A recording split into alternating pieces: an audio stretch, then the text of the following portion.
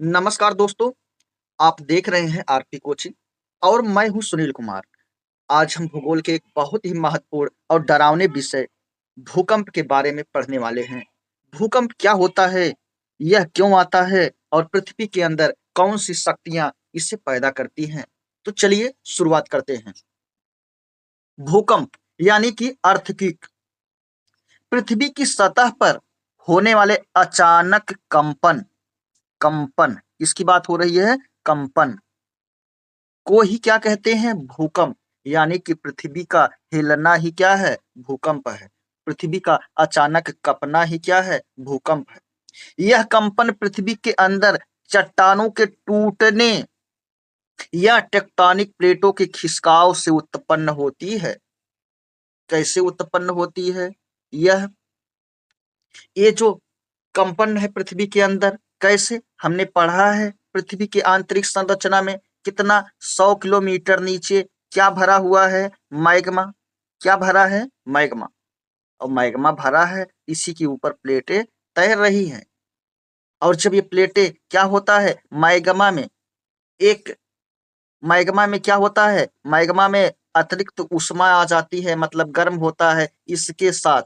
इसके साथ ही इस प्लेटों में क्या हो जाती है? गति उत्पन्न हो जाती है। गतियों को हमने देखा था, अभिसारी, अपसारी और संरक्षी गति। इसके कारण भी क्या आता है? इसके कारण ही भूकंप आता है।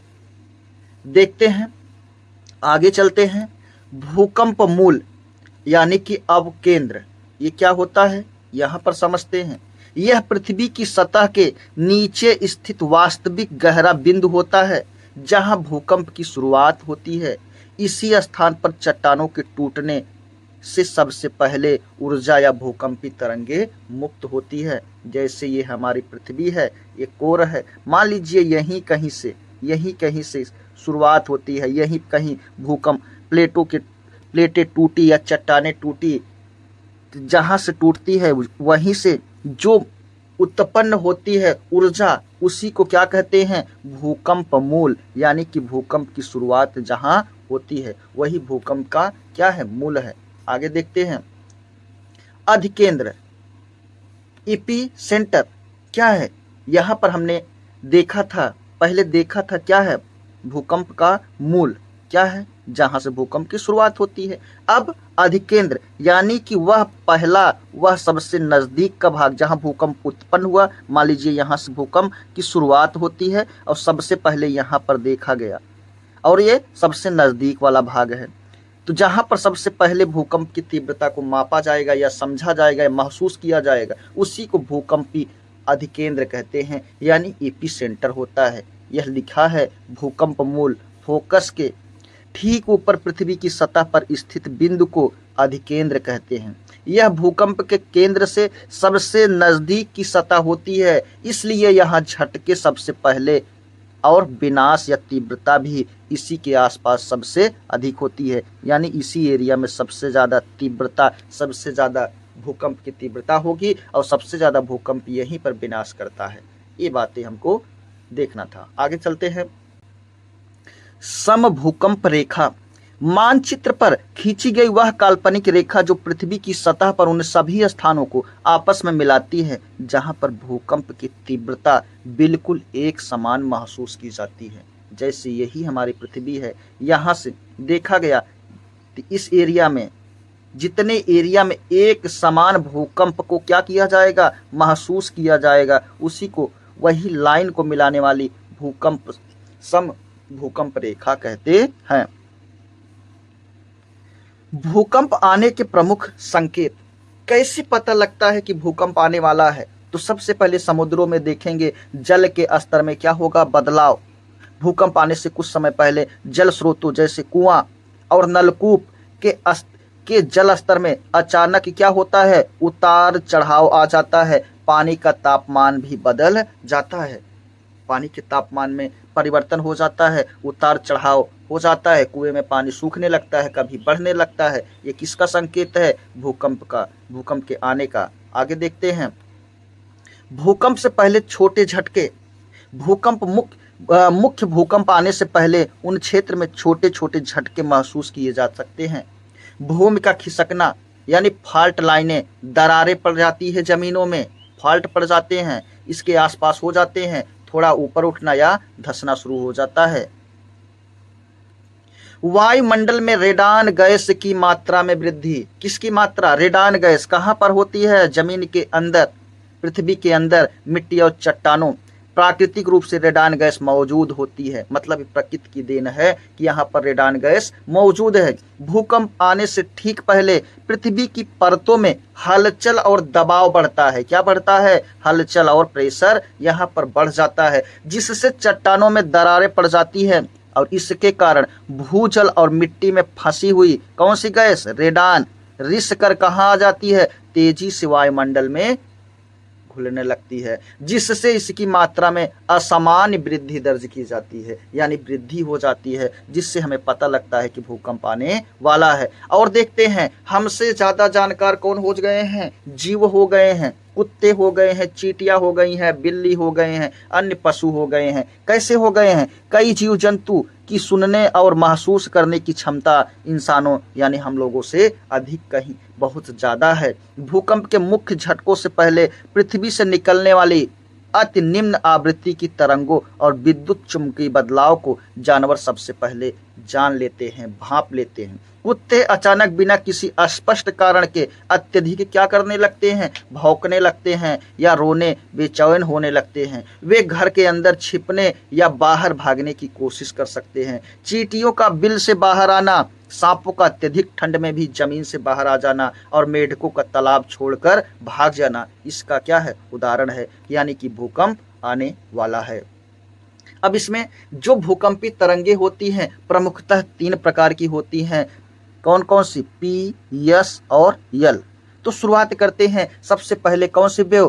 पी वेव, यानी कि प्राथमिक तरंग के विषय में यहाँ पर देखेंगे। इसकी गति 8 से लेकर 14 किलोमीटर प्रति सेकंड है, यानी कि प्राथमिक वेव है जो प्राथमिक तरंग है। इस प्राइमरी वेव है जो इसकी गति कितना है? 8 से लेकर 14 किलोमीटर प्रति सेकंड है। ये ध्वनि तरंगों की तरह व्यवहार करती है। सबसे पहले भूकंप मापी पर यह दर्ज होती है।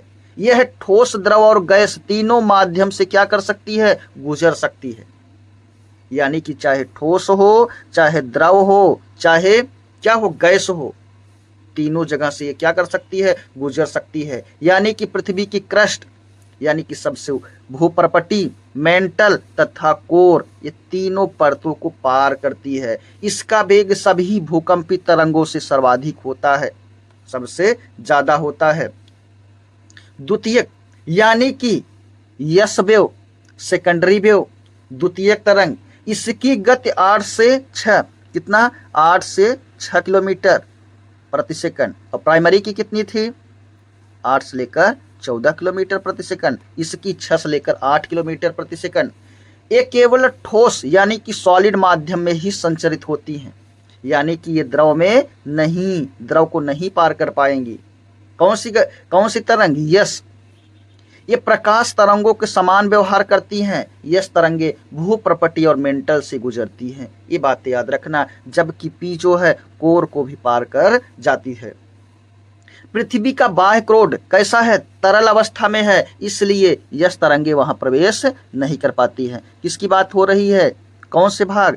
कोर का, यानी कि बाह्य कोर। ये कैसा है? द्रव है। ये वाला कैसा है? ठोस है। इसको पार नहीं कर पाएगी। कौन सी तरंग? यस। जबकि सबको पार कर जाएगी। कौन सी? पी। ये बातें हमको याद रखना है। इसी कारण आउटर कोर पर समाप्त हो जाती है और शैडो जोन बनाता यहाँ पर बनता है। यस तरंगों का अध्ययन पृथ्वी की आंतरिक भाग की संरचना समझने में महत्वपूर्ण है। आगे देखते हैं यल वेव, इसको लॉन्ग वेव भी कहा जाता है। ये भूकंप की सबसे अधिक विनाशकारी क्या है? तरंग है। इसकी गति बहुत कम है।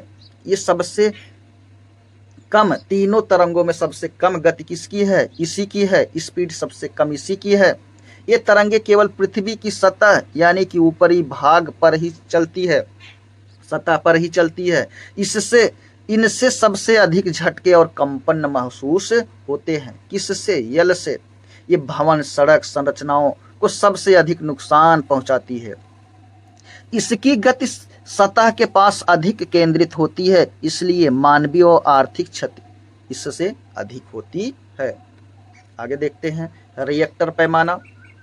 इसी के माध्यम से, इसी पैमाने से क्या मापा जाता है? भूकंप की तीव्रता। यह भूकंप की तीव्रता मापने वाला क्या है? पैमाना है। इसे चार्ल्स एफ रिएक्टर 1935 में क्या किया था? विकसित किया था। इससे भूकंप की तीव्रता 0 से ऊपर किसी भी मान तक हो सकती है। रिएक्टर स्केल एक अंक बढ़ने पर लगभग 10 गुना बढ़ जाती है।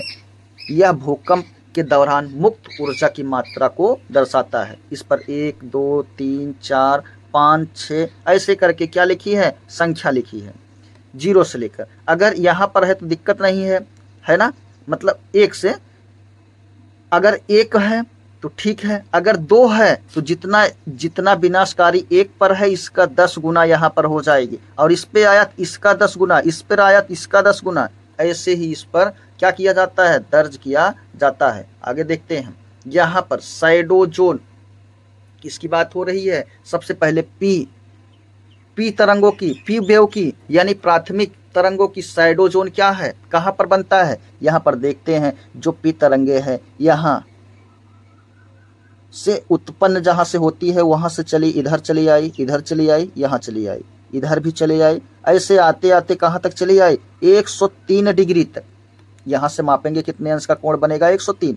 इसके बाद फिर इधर से तरंगे चली आई, इधर नीचे चली आई, कितना? 143, यानी 142 दिया है, 143 या 145। लेकिन इसके बीच में संचरित नहीं करती है तरंगे। कौन सी? पी वेव, यानी कि प्राथमिक तरंगे कितना से? 103 से 143, इसके बीच नहीं आती है, ना तो इधर ना ही इधर।